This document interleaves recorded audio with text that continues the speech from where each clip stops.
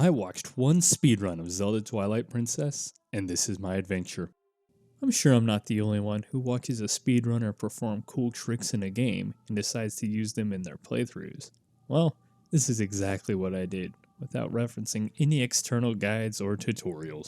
The game begins with the local village bum telling us to do his work for him. Our quest is to deliver his goods to Castletown. Like any naive country bumpkin teenager, we excitedly accept without knowing how bland Castletown truly is. We start the next day by doing our chores, which involves herding the local townsfolk, repossessing nursery essentials, and reaping the rewards of a local mother's hospitableness. By baiting the neighbor cat with a fresh caught fish to return home to the distraught milkmaiden, which distracts her long enough to swipe some milk and a weapon. With the chores done, the bum stops to explain that he has delivered the product to our room. We don't know him, as we are more ready to leave the village than a fresh high school graduate with a full ride to USC. On our way out, a local vagrant reminds us with his hairdo that we sent a local village kid snipe hunting. To avoid future trouble, we go and retrieve him. Utilize what can only be described as an 18th century version of a doormat key. We make it to the enclave where the local children are found being imprisoned by a neighboring village's offspring. Through the power of intimidation, we convince these neighbors to free our stray twerps. We also send off these hooligans by thanking them with an impressive display of slingshot marksmanship. The two monkeys are saved and celebrate merrily, while the village monkeys reward me for saving these dweebs with double my daily amount of chores. Also, one of them decides to hijack my horse, so I have to chase after them in order to get my horse back. And that turns into a huge ordeal because, well,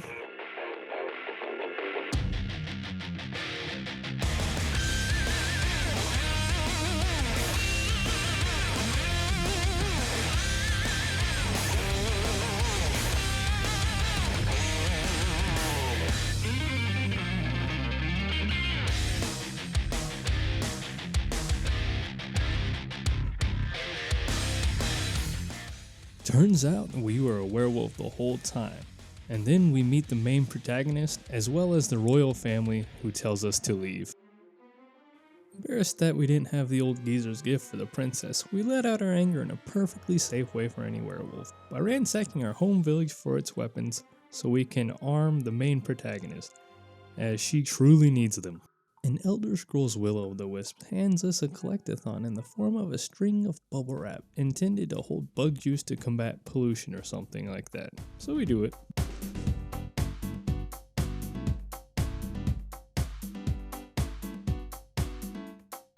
Before we can finish filling all the bubble wrap, we run into a clearing that corners us with monsters.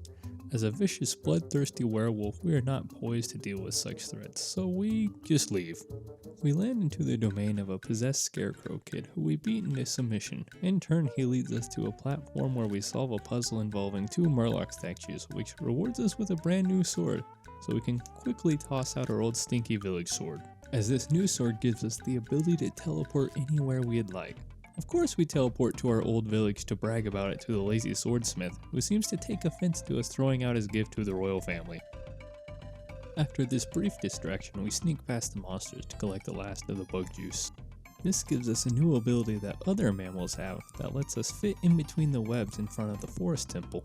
The forest temple is simple. We collect some villagers whom allow us to cross a fallen bridge, which leads us to the boss. We promptly beat the behind off this large individual until he coughs up the most useful tool in the game. With this boomerang in our kit, we have no reason to save any more civilians in this temple, as our need to cross the large gaps is solved with this wind harnessing item. Here we kill the evil plant pod from Jumanji and proceed onward past the temple to Hyrule Field, where we use our newly acquired liquid mammal skill to make our way past the gate, over to a bridge that apparently had one of those village lookouts at it, as he ignites the bridge at the sight of us, forcing us to jump down to the lake below. Here we tame what can be only described as a demogorgon with wings, and fly it to the other side of the lake, where we climb to the very top of the frozen water source, and cleanse it of all the dreadlocked edgy goblins. Realizing that these goblins come from the Twilight Zone, we ask the main protagonist to take us there, as she helps us get to their village by summoning a bridge to cross a chasm where we can werewolf under the gate to find a bug juice bubble wrap ability to nuke these mother jammas. And this time, we're determined. We're gonna do just about anything to fill it up.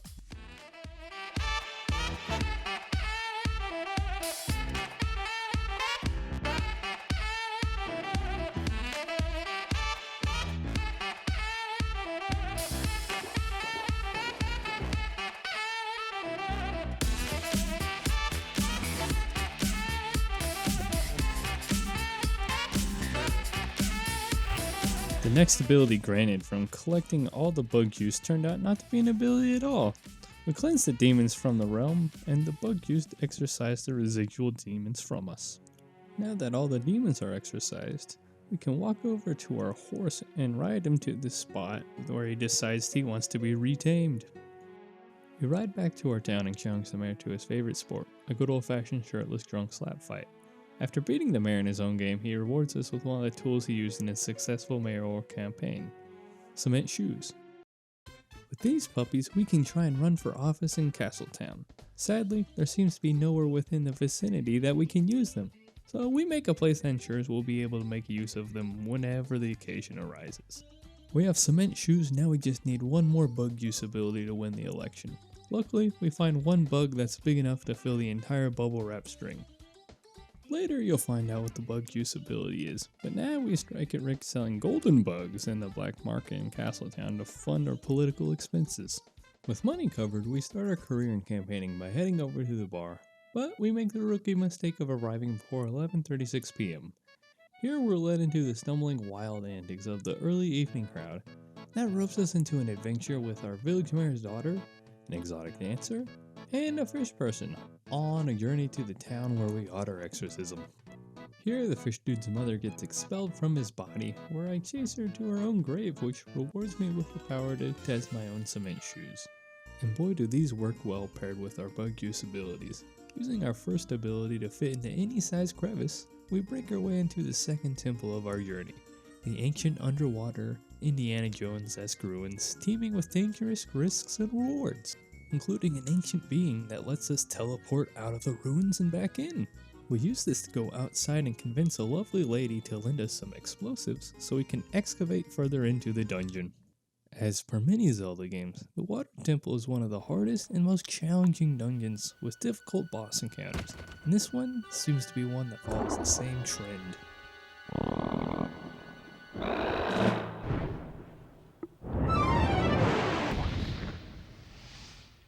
Our death-defying battle yields us some sweet loot.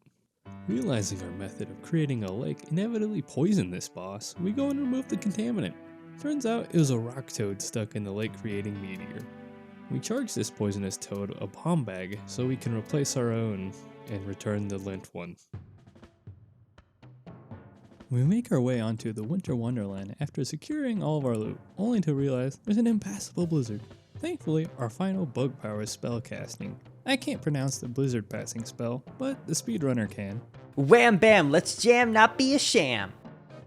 Being past the blizzard, we have an ancient chant that disables the speedrunner spell, so we can make our way to the top of the mountain, where a Yeti invites us to dinner if we are able to shred some sweet gnar down to his mansion, where we are greeted by the Yeti's wife and given a list of chores to do before we can enjoy dinner. Solving the ice room puzzle, digging the chest out of the snow, and retrieving the key to the courtyard. And the third and final task, which required doing some suave speedrunner parkour to get to the courtyard entrance. Here we needed to distract an intimidating ice monster and utilize our bug juice powers to squeeze ourselves into the room where we can retrieve the ball and chain for her. There was another task to clean her giant frozen Kinder Egg, but it broke, so we hightailed it out of there before we could get attacked by the Yeti. We make our way back to the Water Temple so we can do some more speedrunner voodoo magic to skip the rest of the temple's puzzles, where we can kill the boss and cure the main protagonist of vitiligo.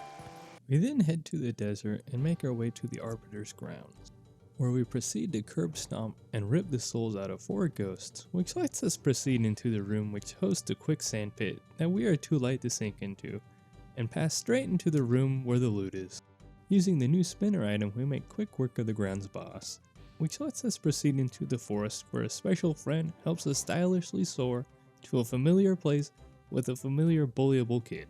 With an updated arsenal of tools, we can now torture this child another time until he leads us once again to a place that holds a vast amount of riches. Enter the Temple of Time. This temple was relatively boring, minus the part at the end where I found out that the spider boss can only be hurt by arrows, in which we don't even own a bow. Like most other Zelda games, we can find the fairy bow in Death Mountain. So we make these rock toads launch us up to the top, where we enter the mines and use our campaigning boots to convince the mine overseer to let us have it. With our campaigning have worked, we take this bow back to the Temple of Time and quite literally squash the spider boss. With this boss dead, and the help of some under-the-table donations, our resume had successfully gotten us elected as mayor, and we obtained the mayor's armor, which literally bribes the monsters to not hurt us. The best part of this armor is that when you are out of money, it has the same effect as our trusty political cement shoes. Since we had won the candidacy on the ground, our next step was to take our political campaign into the sky, and the next thing we needed was a sky cannon. Now everyone knows that there's 3 steps to get you a cannon that shoot you into the sky. Number 1, you gotta find the parts. Now that part was real easy as we simply clipped into a statue and found them. And number 2, you gotta decurse the cannon because everyone knows sky cannon parts are haunted by ghosts. And you must cast the speedrunner spell Hocus pocus. to have the main protagonist warp it. And number 3, you gotta pay a carny a ton of money to fix it. After that, you can use a cannon to get you into the sky. With these steps successfully completed, we landed in the sky and did what we usually do to campaign. But in the sky. We equipped our magical mare armor, mounted a dragon, and strapped some TNT into it, and then we waited until we became elected for office.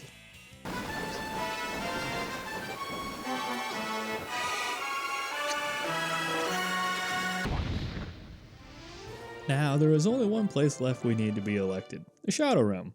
Now, elections work a bit differently there than in our world. In order to run for mayor, you need to rob 2 light orbs from the hands of the Shadow Bank and place them in the center of town. And this makes your sword able to cut through shadow or whatever. And now, you are able to do battle with the current mayor, this guy, to the death, for the title of mayor. Now, the old mayor had an ability that could send us to different arenas to fight in, none of which we happen to be any skilled at fighting in. Luckily, the main protagonist was there to kill the mayor for us.